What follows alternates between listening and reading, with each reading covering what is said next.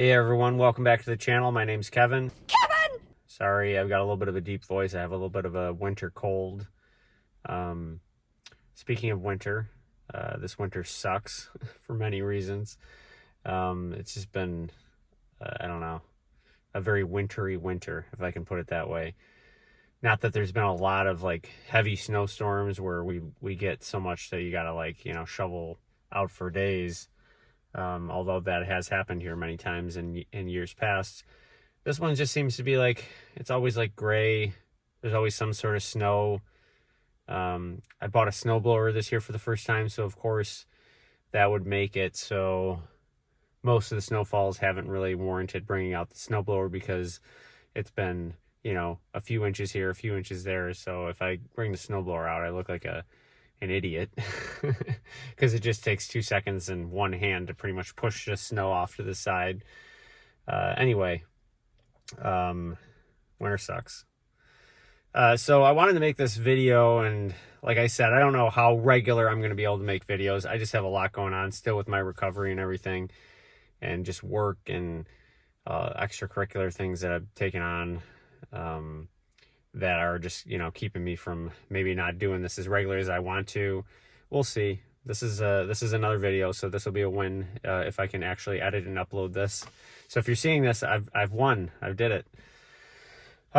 So I talked about in my last video, I did the end of last year, there was a software update they had to take it to the dealer for them to pretty much reinstall the new software.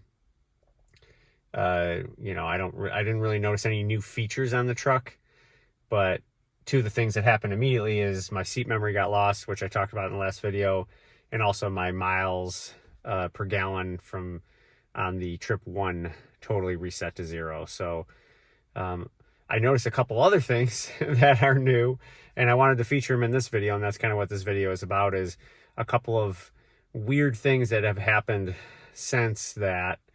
So there's this beep that happened maybe like twice, and this was a long time ago, so I'm going to insert the video here. So just take a listen. It was a beep that happened like in like 30, maybe not 30-second intervals, maybe shorter than that. I don't know. The video, you'll be able to tell the interval because I'll let the video run for enough. So here's that video here.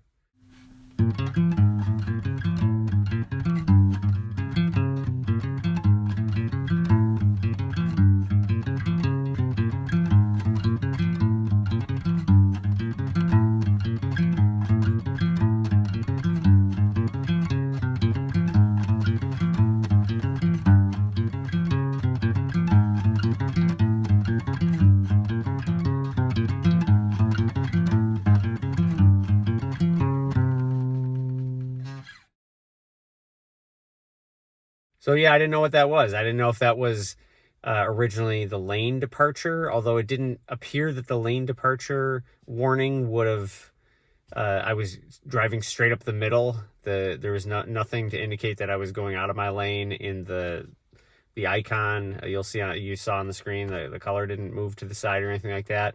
I thought maybe initially that's what tripped it, but why did it keep going on like that? I thought that was a little bizarre. So that could have just been a little glitch or something like that. It hasn't seemed to happen since. So I don't know. Maybe it was just something that got sorted out with an over-the-air update while my truck was sitting in the driveway overnight.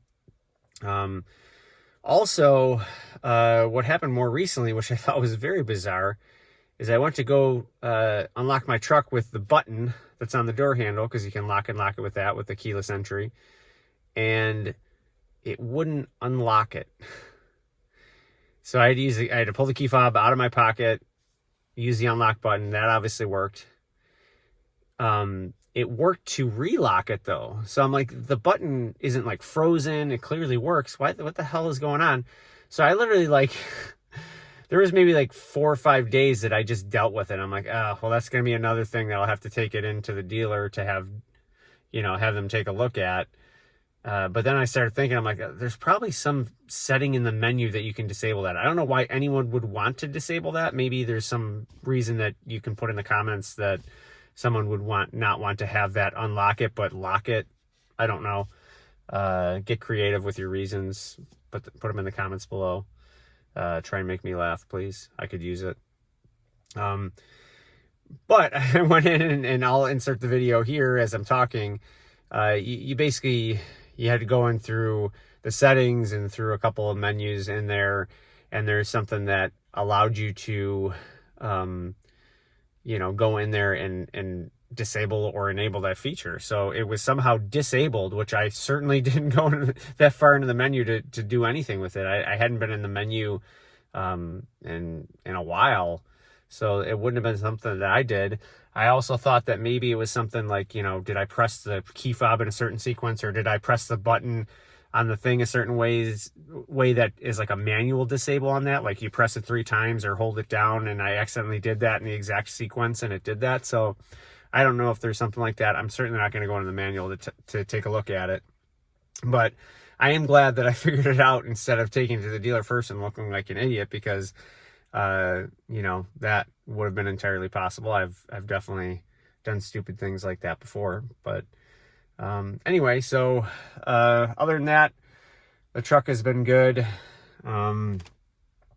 Unfortunately, I got in a little bit of a fender bender. The roads have been crap, and there's a salt shortage, and there's a teenage driver that pulled out right in front of me. Had 0 time to react. So I'm going to have that taken care of. It's nothing major or anything like that. It's just like a couple of plastic parts that they're going to have to replace. So thankfully it was very low speed, and no one was hurt. That I should have said that first. No one was hurt, which is the most important thing. I'm not going to show that damage on this video just because I just don't feel like revisiting that. I want you guys to remember the truck in its best form, and it will be back to its best form when they get those parts in and replace it for me. But as for now, I'm driving around with a little duct tape on the truck.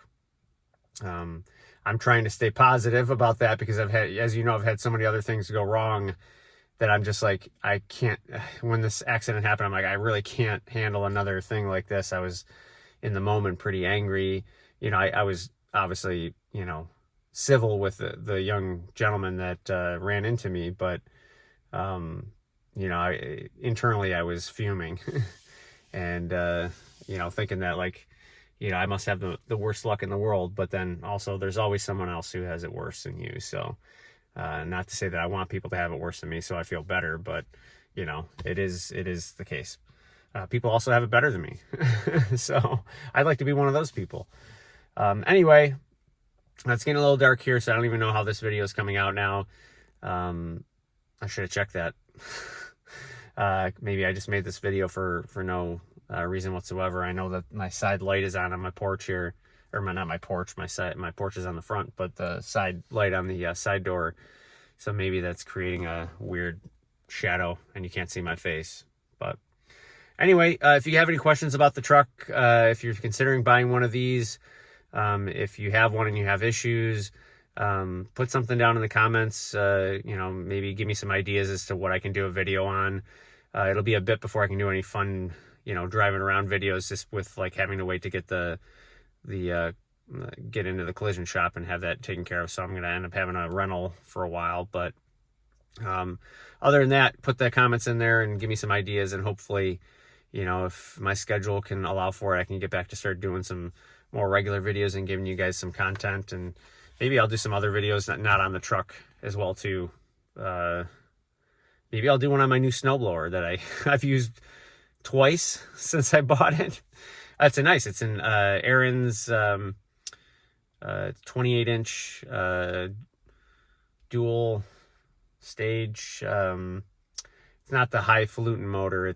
But it's still plenty powerful. It's got good reviews in this area, because we get some pretty heavy, like, slushy snow, and it moves it pretty good. And the couple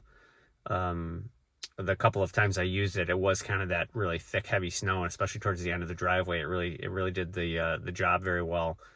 And thankfully I don't have to throw the snow too far, because I live in the city and houses are close together anyway. So if I threw it really far, I'd be just throwing it in someone's, front porch or right back into the street, which you're not supposed to do. So it does exactly what I need it to do, and it's great. I even installed heated hand grips on it because I was bored. So yeah, anyway, that's all. Thanks for watching. I'll I'll hope to see you guys in the next video.